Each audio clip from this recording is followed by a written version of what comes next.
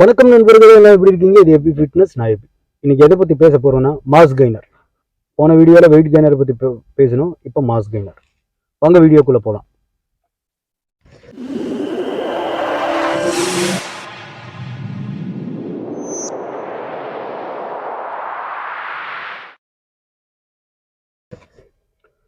Mass gainer அப்படின்னா என்ன அப்படின்னா, அதுவும் கார்போஹைட்ரேட் தான்.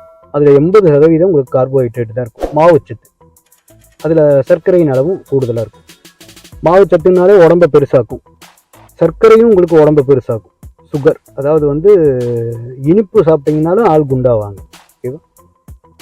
இது நீங்கள் ஒல்லியாக இருக்கீங்க அப்படின்னு ஒல்லியாக இருக்கும்போது நீங்கள் இதை எடுத்தீங்கன்னா ஆள் நல்லா குண்டாகிடுவீங்க. மாஸ் கெய்னர் எடுத்தால் அது கூடவே நீங்கள் பயிற்சியும் சேர்ந்து பண்ணீங்கன்னா ஒரு பாடி பில்டர் மாதிரி தோற்றம் அளிக்கலாம். ஏன் அப்படின்னு கேட்டிங்கன்னா, அதில் ஒரு 18% உங்களுக்கு ப்ரோட்டீன் கொடுத்துருப்பாங்க. ப்ரோட்டீன் என்ன பண்ணுதுன்னா மசிலை பில்டு பண்ணும். அதாவது தளர்ந்து போன மசில்கள் எல்லாத்தையும் ரெடி பண்ணும். புது புது செல்களை உருவாக்குறதுக்கும் ரிகவரின்னு சொல்லுவாங்க இல்லைங்களா, அந்த மசில்ஸ் எல்லாம் ரெடி பண்ணி உங்களுக்கு ஒரு அழகான தோற்றத்தை கொடுக்கறது தான் இந்த ப்ரோட்டீனோட வேலை. ப்ரோட்டீன் ரொம்ப அவசியம், எடுக்கணும் ப்ரோட்டீன். இதையும் சேர்த்து கொடுக்கறதுனால தான் உங்களுக்கு ஒரு பாடி பில்டர் மாதிரி ஒரு தோற்றம் உங்களுக்கு கிடைக்கும்.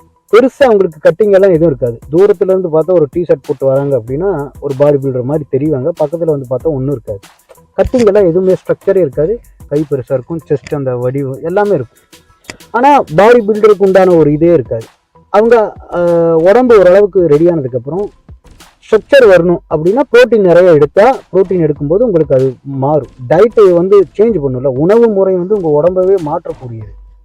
அதிக கார்போஹைட்ரேட் மாவுச்சத்து எடுத்தீங்கன்னா குண்டாடிவீங்க. ப்ரோட்டீன் எடுத்தீங்கன்னா உடம்பு குறையும் உங்களுக்கு. எல்லாரும் சொல்லுவாங்க, கறி முட்டை மீன் சாப்பிட்டு உடம்பு நல்லா ரெடி பண்ணுறா அப்படிம்பாங்க. கறி முட்டை மீனெல்லாம் சாப்பிட்டா உடம்பு குண்டாகாது, மாறாக குறையத்தான் செய்யும். ஏன்னா அது ப்ரோட்டீன் இருக்குது, அதில் எனர்ஜி கிடையாது. சரிங்களா? ஆனால் கார்போஹைட்ரேட் எனர்ஜி, அது உங்களுக்கு சத்தை கொடுக்கும். அதனால தான் கஷ்டப்பட்டு வேலை செய்கிறவங்களெல்லாம் நிறைய கார்போஹைட்ரேட் சாப்பிடுவாங்க. வருங்காலத்துலலாம் நீ அப்படித்தான் சாப்பிடணும். நீங்கள் கஷ்டப்படுறீங்க, ரொம்ப கடினமாக உழைக்கிறீங்க அப்படின்னா மட்டும்தான் நீங்கள் மாவு சத்து சாப்பிட்ணும்.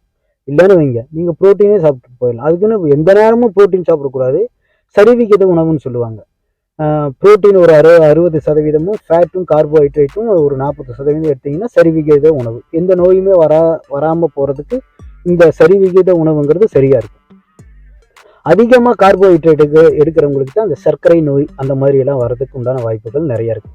அது கொழுப்பாக கன்வெர்ட் ஆகி பல்வேறு விதமான நோய்கள் வர்றதுக்கு உண்டான காரணம் இந்த கார்போஹைட்ரேட் தான். அப்போ நீங்கள் கார்போஹைட்ரேட் எடுக்கிறீங்க அப்படின்னா அந்த அளவுக்கு நீங்கள் பயிற்சி பண்ணணும். இப்போ நான் உங்களுக்கு அறிவியல் பூர்வமாக நிறைய வார்த்தைகளை சொல்லி அதில் கனெக்ட் ஆகி இது கனெக்ட் ஆகி அப்படியா இப்படி ஆகின்னு சொல்லி உங்களை வந்து குழப்ப விரும்பல. மேலோட்டமாக உங்களுக்கு புரியணுங்கிறதுக்காக சொல்கிறேன். நீங்கள் கஷ்டப்பட்டு உழைக்கிறீங்க அப்படின்னா நீங்கள் எடுத்துக்கக்கூடிய மாவுச்சத்து உங்களுக்கு சரியா இருக்கும். நீங்கள் சாப்பிட்டு எந்த வேலையும் செய்யலாம், நல்லா சக்தி நிறைய சாப்பாடை சாப்பிட்டு நீங்கள் இருக்கீங்கன்னா கடைசியில் நீங்கள் நோயாளியாக தான் ஆவீங்க. சரியா? அதனால நீங்கள் ப்ரோட்டீன் எடுத்துக்கலாம். பயிற்சி பண்ணுறேன், நான் கஷ்டப்பட்டு பயிற்சி பண்ணுறேன், 1 மணி நேரம் 1.5 மணி நேரம் நான் ஜிம்மில் கடினமாக பயிற்சி பண்ணுறேன்னா தாராளமாக மாஸ் கெய்னர் எடுங்க. நீங்கள் பயிற்சி பண்ணும்போது அந்த உடம்பு தளர்ந்து போகும். நீங்கள் உணவு உங்கள் உடம்புல அது அப்சர்வ் ஆகி, அதாவது ஜீரணமாகி அதனுக்கு உண்டான பலன் உங்களுக்கு உடம்புல கொடுக்கும். அப்போ தான் உங்கள் உடம்பு குண்டாகும். சரியா? பாடி பில்டர் மாதிரி ஒரு ஸ்ட்ரக்சர் உங்களுக்கு வரும். அதனால நீங்கள் நீங்கள் தாராளமாக நீங்கள் மாஸ் கெய்னர் எடுக்கலாம். அதில் ப்ரோட்டீன் இருக்குது, அமினோ ஆசிட்ஸ் கொடுப்பாங்க. நம்ம உடம்புலேயே நிறைய அமினோ ஆசிட்ஸ் உற்பத்தி ஆனாலும் எசென்சியல், அதாவது அத்தியாவசிய அமினோ ஆசிட்ஸ்ன்னு எல்லாம் எடுப்பாங்க, வெளியிலிருந்து எடுப்பாங்க. இப்போ நம்ம உடம்புலேயே கிரேட்டின் உற்பத்தி ஆகுது. ஆனால் அதனால பெரிய பயனெல்லாம் ஒன்றும் கிடையாது.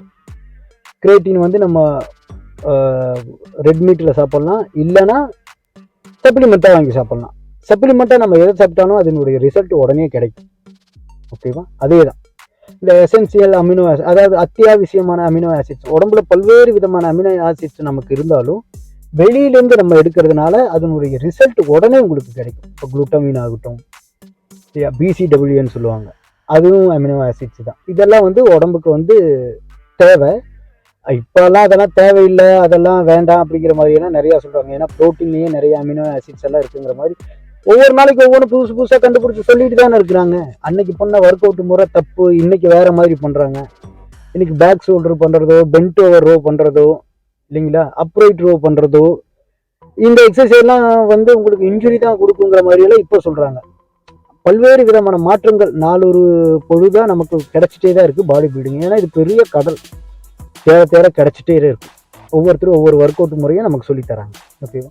ஆனால் பெரும்பாலும் நம்ம வந்து சில இதெல்லாம் நம்ம எடுத்து தான் ஆகணும். இப்போ நம்ம பயிற்சி பண்ணுறோம், நம்ம ஒரு 40 கிலோ இருக்கோம், 45 கிலோவில் இருக்கோம், நம்ம உடம்பு பெருசாகணும், நம்மளுடைய மசில் சைஸ் பெருசாகணும் அப்படின்னா தாராளமாக மாஸ் கெய்னர் எடுக்கணும் மாஸ் கெய்னர்.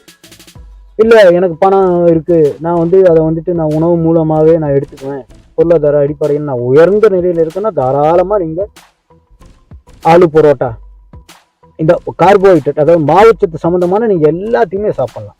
இப்போ வந்து என்னன்னு பார்த்தீங்கன்னா மாவுச்சத்து நீங்கள் எந்த ஒரு பொருளையும் அரைச்சிட்டிங்கன்னு வைங்களே, அதில் இருக்கிற அந்த ஃபைபர் அதாவது வந்து அந்த நார்ச்சத்து போகிறதுனால முழுக்க முழுக்க மாவுச்சத்து தான் இருக்குது. அது ஒரு விதமான சர்க்கரை தான், காம்ப்ளெக்ஸ் கார்போஹைட்ரேட்டுங்கிற மாதிரி எல்லாம் இப்போல்லாம் கிடையாது. இப்போ அதுக்கு நீங்கள் சாப்பாடு சாப்பிட்டு போயிடலாம். கோதுமையை அரைச்சி இங்கே ரொட்டியாக சாப்பிட்றதுக்கு சாப்பாடை வேக வச்சு சாப்பிட்டுட்டு போயிடலாம். அதில் நல்ல பலன் இருக்குது. பாலிஷ் பண்ணாத அரிசி நீங்கள் வந்துட்டு கார்போஹைட்ரேட் வந்து நான் உணவு மூலமாக எடுத்துக்கிறாங்க போது நீங்கள் இந்த மாதிரி தரமான உணவாக எடுத்துக்கலாம். பாலிஷ் பண்ணாத அரிசிகளை நீங்கள் சாப்பிடும்போது அதனுடைய சத்து உங்களுக்கு கிடைக்கும்.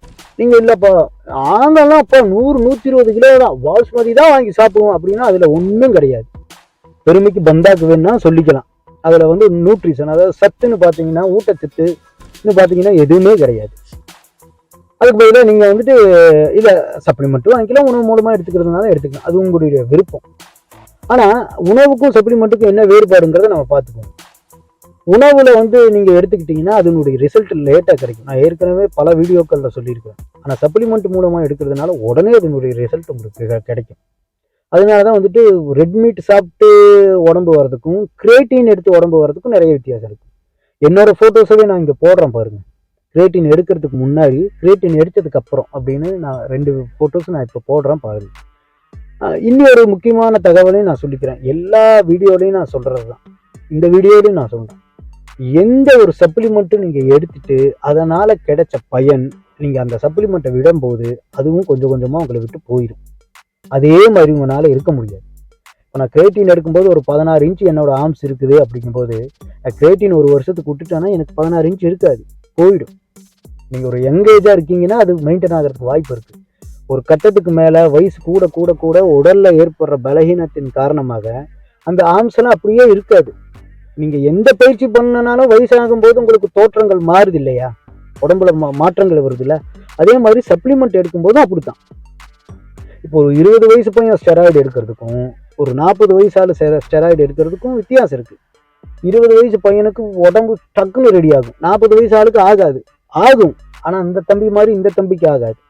ஏன்னா வயசாயிடுச்சு, டெஸ்டோஸ்டரோனோட லெவல் கம்மியாக இருக்கும், சாப்பிட்றது டக்குன்னு செமிக்காது, இந்த மாதிரி பல பிரச்சனை வயசாகும்போது மாற்றங்கள் வரத்தானே செய்யும்.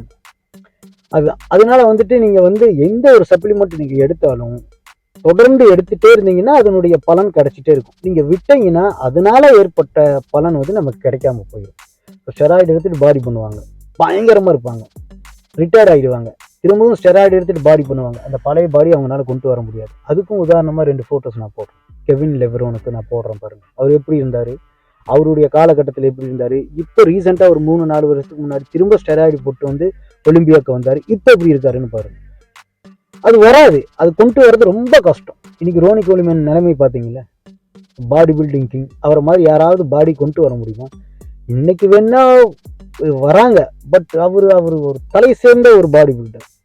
சில பேர்த்துக்கு உடல்ல ஒவ்வொரு பாகங்களும் ரொம்ப சூப்பராக இருக்கும்.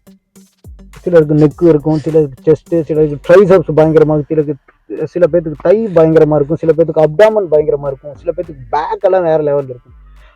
ஒவ்வொருத்தருக்கும் ஒவ்வொன்று வந்து உடல்ல வந்துட்டு ரொம்ப பயங்கரமாக இருக்கும். ஆனால் அவருக்கு எல்லாமே சூப்பராக இருக்கும். ரோனி கோலிமேன் ஸ்ட்ரக்சரெல்லாம் ஐயோ அவர் அடிச்சுக்கிறதுக்கு ஆள் இல்லை. ஆனால் இன்னைக்கு இந்த ஸ்டெராய்டெல்லாம் விட்டதுக்கப்புறம் வீல் சேரில் தான் போகிறாரு, தவந்து தான் போகிறாரு, ஒரு கால் எடுத்து இன்னொரு ஸ்டெப்பு வைக்க முடியல. ஸ்டெராய்டு பாதிப்புகள்னு நான் ஏற்கனவே ஒரு வீடியோ போட்டிருக்கிறேன், அதையும் முடிஞ்சால் நான் கீழே கொடுக்குறேன், நீங்கள் போய் பாருங்கள். அதனால நம்ம பயிற்சி பண்ணும்போது நமக்கு வந்துட்டு ஊட்டச்சத்து தேவை. அதனால வந்து நம்ம மாஸ் கெய்னர் எடுக்கிறதுனால எந்த தப்பும் இல்லை. எல்லா மாஸ் கெய்னருமே நல்ல மாஸ் கெய்னர் தான்.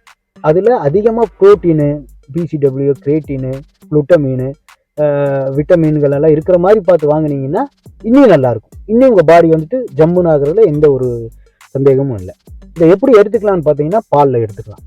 பாலில் வந்துட்டு நீங்கள் கலந்து குடிச்சிக்கலாம். பாலை ஃப்ரிட்ஜில் வச்சுட்டு நீங்கள் நைட்டு வந்து மாஸ் கெய்னரை மிக்ஸ் பண்ணி குடிச்சிங்கன்னா சூப்பராக இருக்கும். டேஸ்ட்டே வேறு லெவலில் இருக்கும்.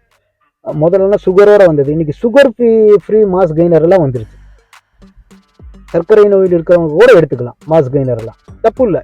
நீங்கள் சர்க்கரை நோயினால் சாப்பிட்ற மாத்திரை மருந்து விட நீங்கள் எடுக்கிற மாஸ் கெய்னர் வந்துட்டு ஒன்றும் மோசம் கிடையாது.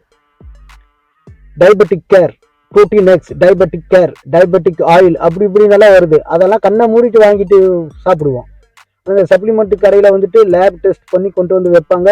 அதை வந்துட்டு நம்ம ஸ்டெராய்டுன்னு ஒதுக்கிடுவோம். அதில் ஸ்டெராய்டு இருக்குங்கிற ஒரு பொய்யான ஒரு பிம்பத்தை ஏற்படுத்தி நமக்கு நாமே ஐயோ அதெல்லாம் எடுக்கக்கூடாது, டாக்டரே சொல்லுவாங்க அதெல்லாம் எடுக்கக்கூடாதுப்பா, ஐயோ அதெல்லாம் ஆகாது அப்படிம்பாரு. ஆனால் அந்த ப்ரோட்டீன் எக்ஸ்ன்னு விளம்பரத்தில் வந்து சொல்லுவாங்க, அதை வாங்கி சாப்பிடுவோம். அக்ஷய்குமார் ஹார்லிக்ஸ்க்கு ஒரு அட்வர்டைஸ்மெண்ட்டுக்கு வருவார், வெறும் கப்பை தான் கவுப்பார், வெறும் கப்பு தான் இருக்கும், அதில் ஹார்லிக்ஸ் எல்லாம் ஒன்றுமே இருக்காது. அப்படியெல்லாம் மக்களை முட்டாளாக்குவாங்க, அதெல்லாம் நம்புவாங்க. அதுக்கும் ஒரு வீடியோ பண்ணியிருக்கேன். முன்னுக்கு பின் முரணாக சொல்லும் எருகுளுடைய பேச்சு கேட்காது இருக்குன்னு ஒரு வீடியோ பண்ணியிருக்கேன். அதோட லிங்க்கு நான் முடிஞ்சால் கீழே கொடுப்பேன், நீங்கள் பாருங்கள். அதனால் நீங்கள் பயிற்சி பண்ணுறவராக இருந்தால் உங்களுக்கு பொருளாதார அடிப்படையில் நீங்கள் நல்ல நிலைமையில் இருந்தீங்கன்னா நீங்கள் உணவு மூலமாகவே எடுத்துக்கோங்க, ஒன்றும் தப்பு இல்லை. ஃபஸ்ட்டு ப்ரியாரிட்டி அதுதான். அது முதல் வந்து உணவு தான். அது இல்லாத பட்சத்தில் வந்து சப்ளிமெண்ட் எடுக்கலாம். அதனால் நீங்கள் சப்ளிமெண்ட் எடுக்கிறதுனால எந்த ஒரு உடல் உபாதைகளோ கிடையாது, எந்த சைடு எஃபெக்ட்டும் கிடையாது. உங்களுக்குன்னு ஒரு டார்கெட் வச்சுருப்பீங்க, எனக்கு ஒரு 16 இன்ச்சு வந்தால் போதுன்னு. அது வரைக்கும் வரணும்னா நீங்கள் மாஸ் கெய்னர் எடுத்து தான் ஆகணும். வயிறெல்லாம் உடனே வந்து சட்டி மாதிரி வந்துடாது. வரும், வயிறு வரும்னாலாம் வராதுனாலாம் நான் சொல்லலை, வரும். ஆனால் இவங்க சொல்கிற மாதிரி உங்களை பயப்படுத்துவாங்க, மாஸ் கெய்னர் குண்டையோ கொட்டிங்கெல்லாம் கொண்டு வரதெல்லாம் ரொம்ப கஷ்டமையா அப்படியெல்லாம் ஒன்றுமே கிடையாது. போகிற ஜிம்முக்கு போகிறதே பயிற்சி பண்ணுறதுக்கு தான், நம்ம உடம்பை பில்டு பண்ணுறதுக்கு தான். அப்புறம் வயிறு வந்தா என்ன வரலன்னா சேர்த்து பண்ணி வயிற்றுக்கும் சேர்த்து பண்ணுறதுனால என்ன தப்பு இருக்குது? ஒன்று எடுத்தா ஏதாவது ஒன்று எடுத்தா ஒன்று கிடைக்கணும்னா ஒன்று இழக்கணும்னு சொல்கிறாங்களே, அந்த மாதிரி தான். இது கெய்னர் எடுத்து உடம்பு பெருசு பண்ணணும்னா கொஞ்சம் வயிறு வரத்தான் செய்யும், அதுக்கு ஒன்றும் பண்ண முடியாது. அதுக்கு அப்டாமனில் நீங்கள் எக்ஸசைஸ் பண்ணி பயிற்சி பண்ணிங்கன்னா நல்ல ஸ்ட்ரக்சருக்கு கொண்டு வரலாம். அதனால ஸ்டெராய்டு மாதிரி தம்பிகளுக்கெல்லாம் தூரமாக இருந்து இயற்கையான முறையில் பயிற்சி பண்ணி டயட்ரி சப்ளிமெண்ட் எல்லாம் வாங்கி சாப்பிட்றதுனால எந்த தப்புலாம் வாங்கி சாப்பிடுங்க. நல்லா பயிற்சி பண்ணுங்கள், ஆரோக்கியமாக இருங்க. இந்த வீடியோ பிடிச்சிச்சின்னா லைக் பண்ணுங்கள், சப்ஸ்கிரைப் பண்ணுங்கள். நன்றி.